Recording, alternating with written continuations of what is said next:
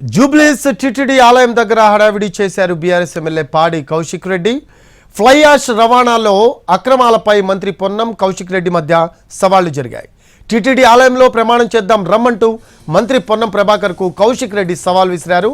మంత్రి రాకపోవడంతో ఆలయంలో పూజలు చేసి వెనుదిరిగారు కౌశిక్ రెడ్డి. బ్లాక్ బుక్లో మొదటి పేజీలో మంత్రి పొన్నం పేరు రాశానన్నారు కౌశిక్ రెడ్డి.